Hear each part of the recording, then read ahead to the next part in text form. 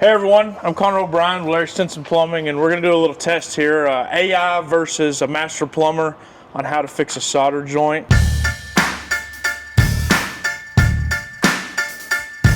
So I have my friend Scott with me. Scott's our Master Plumber, and I'm not a plumber. I'm the social media guy, and I do most of the advertising and videos for us. So I have AI, ChatGPT wrote me some instructions on how to fix a solder joint, so we're going to go directly with what AI wrote me, and we're going to see how it goes, and then we're going to let Scott do a repair and see how that goes. So we're going to compare the two, and I'm not going to give Scott instructions. Scott's going to watch me just to make sure that I don't blow the whole shop up. But so we're going to go with what AI has first, and I'm going to show the camera, and we're going to get started. Show this one too. Okay. So my first instructions are, we're going to turn off the water. We don't have water running to this because we're just doing an example. We're going to cut out the damaged pipe. So we're going to cut a piece of pipe out and just see. So we have our pipe here. And we have our pipe cutter. It's actually a tubing cutter. Tubing cutter. Uh-oh. I'm already not doing good. There we go. Okay. This is what happens when you don't send a master plumber to your house. It's still not working. Okay, now we're going to take our pipe cutter, tubing cutter. We're going to cut our piece of pipe. I'm not going to let Scott help me at all with this. I don't know at all. I'm already wanting to help. He's already wanting to help. We're just going to go with what ChatGPT tells me is just use a tubing cutter to cut this. I'll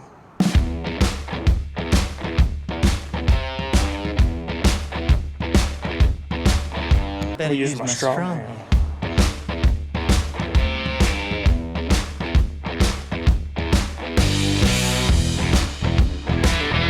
A few moments later.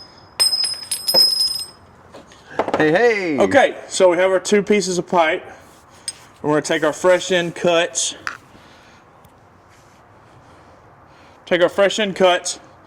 And we're going to clean it up with our cloth.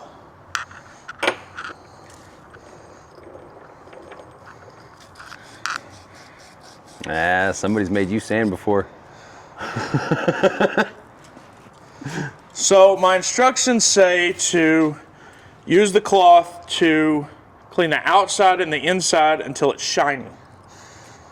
So we're going to take a section of this, kind of roll it on the inside.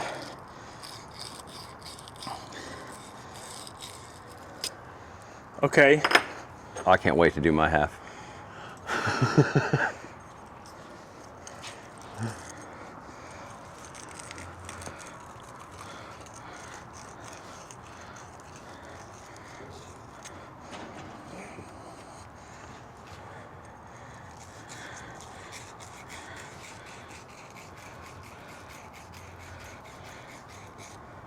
Okay, both ends are shiny.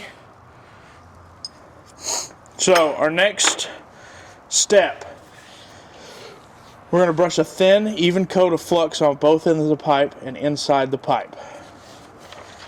So we're going to take our flux,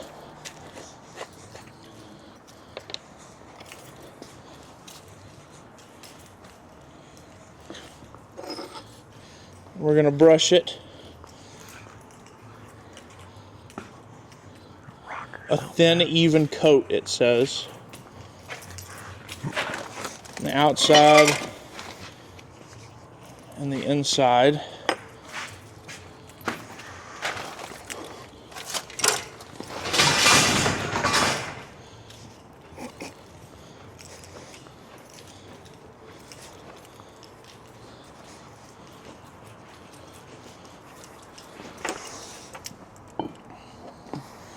And of our fitting.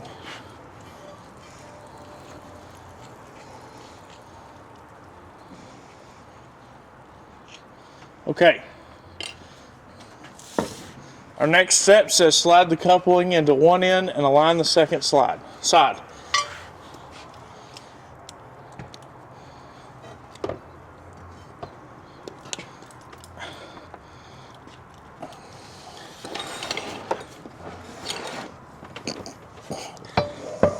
that the right size? Mm-hmm. It's not going in there. Oh no. So what do you do, homeowner? I don't know. So we're fighting. I've already kind of cut myself here on this copper pipe. We're oh, we got one side in. Anytime you need the plumber to step in, just We let got him know. one side in.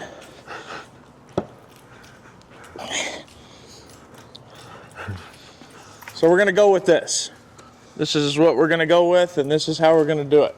Okay, so as you can see, we have our solder joint ready to go, kind of up here. This is to simulate so we don't catch our table on fire. So this is what we're gonna solder. We're gonna solder this joint right here. So it says to heat the joint evenly with the torch until the flux begins to sizzle and smoke slightly. So we have our torch here.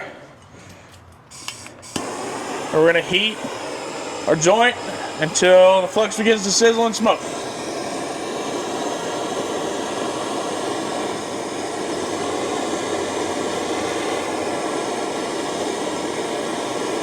Okay, it's kind of starting to smoke. So I'm gonna take my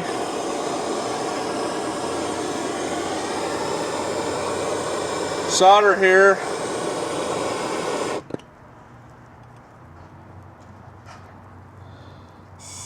Okay.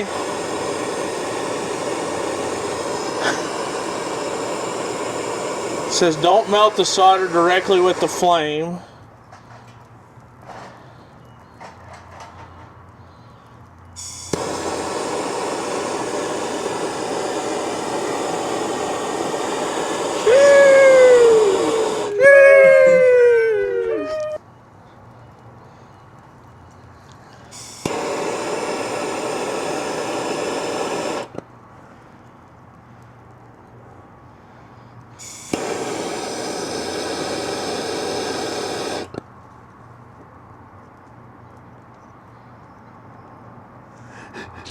Oh, bro. This guy stinks! Go over here and step over here to this side. We're gonna heat this side up.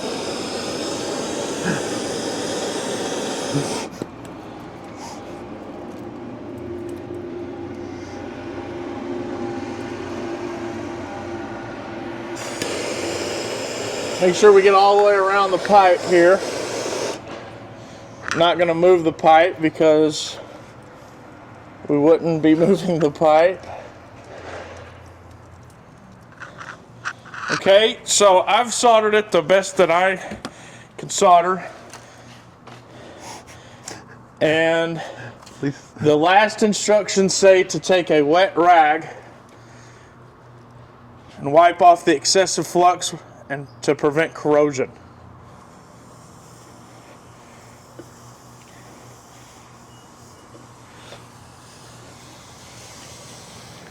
To be fair, it does say let the joint cool naturally.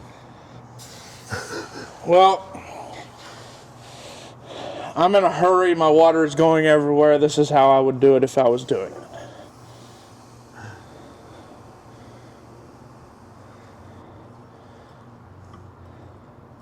Okay, so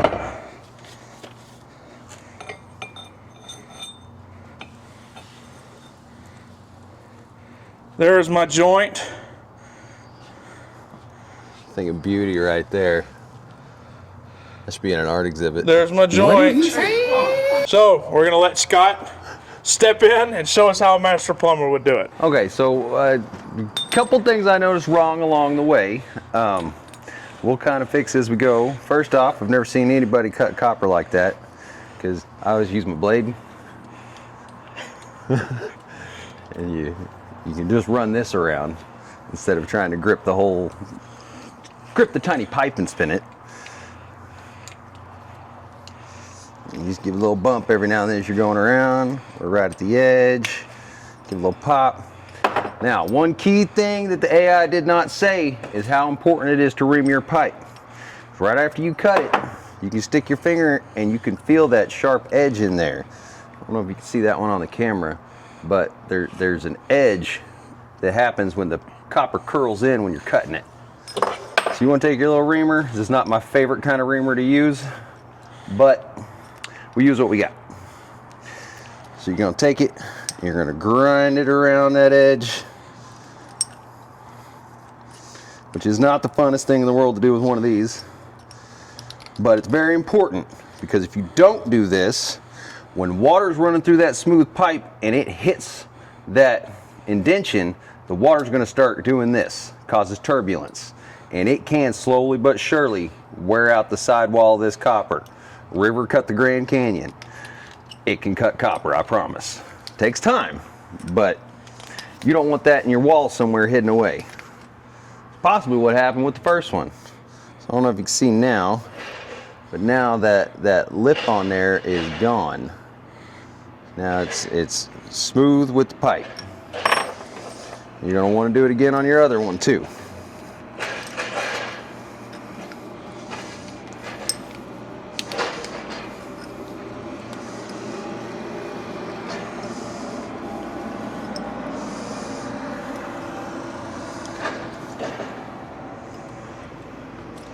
And when we're done, we also got a way to show who did the better job. I'll show you how to do that. So, you're going to want to take your sand cloth, emery cloth. You want to sand the outside of your pipe. And a very critical step that was missed is you don't need to sand inside your pipe. You need to sand inside your fittings. Sand the floor. And you can roll up a piece of sand cloth and try to hit it on the inside. Really, a wire brush is going to be your best friend, because then you can just stick it in there and get it clean. And it's way easier than trying to jam your pinky in there with a little piece of cloth and get it around. But be careful though, the little metal spokes can grab you. So, now that you got that, you think, most of the time I see people use way too much flux. You just need a tiny little bit on there. Also, that might have been a little bit much. You want to give a quick little swipe on the inside of your fitting, and you're going to want to push it together. So, had a little trouble pushing it down. Neat little plumber trick.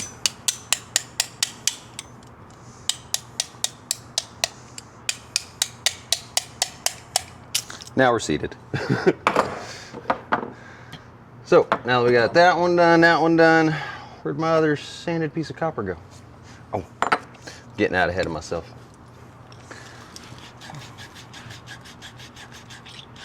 Sorry, it's bad enough when a customer's watching you, now you got possibly the whole world watching you.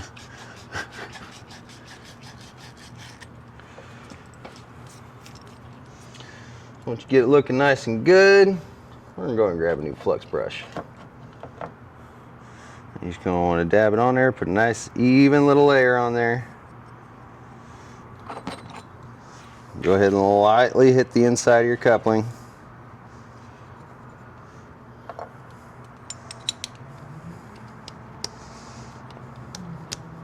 Now, something else I do highly recommend. Now, I've been doing this a long time, so I know it's always down. I do highly recommend, thought I had one on me. Oh, I do. Go ahead and set your fitting up next to your piece of copper where the end is at there, and just put you a little Sharpie mark right there. That way you know you're seated all the way down. Me, I've just been doing this long enough, I know it's seated all the way down. So, again, just to keep things kind of nice, safe, and easy. Put some weight on it. I always go ahead and whip me out a pretty good chunk just to keep my hand away from the heat. But something else ChatGPT didn't tell you is that you're supposed to use the same amount of solder as the size of the pipe. So this is 1/2 inch copper, so I should be using a 1/2 inch piece of solder.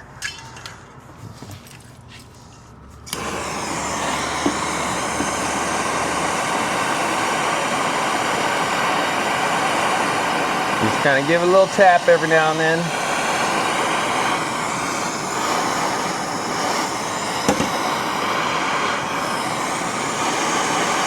We'll go ahead and hit our back one.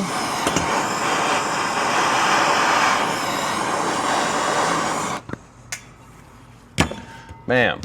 And now something I'm gonna get trolled on for, but I just can't resist because I hate my joints looking terrible. I go ahead and take my flux brush and clean up that solder. Some people say don't do it, some people don't care. I just like my joints to look pretty. So I probably use pretty close to 1 inch of that solder off the end there. Now, you just let it cool down. Okay, so we have our 2 solder joints. Scott's gonna show his off just a second, just a little bit. So, honestly, not my favorite work because I really don't like the big bubbles at the bottom. But it was a quick shop setup. But otherwise, I mean, you can see that solder's bedded in all the way around. It's hard to see with that glare, but that's my solder joint. And here's my solder joint. It's not much of a solder joint. As you can see, it just comes right off. The exact side that I soldered on, you can see where my flux kind of stuck, but I can just pull it off by hand. So there's your proof of why you need to call Master Plumber. We do know what we're doing. So thanks for watching. Don't forget to like, comment, subscribe, kind of give us more ideas. See what else you'd like to see me and Scott do as a non-plumber at all versus a master plumber. So let us know. Yeah.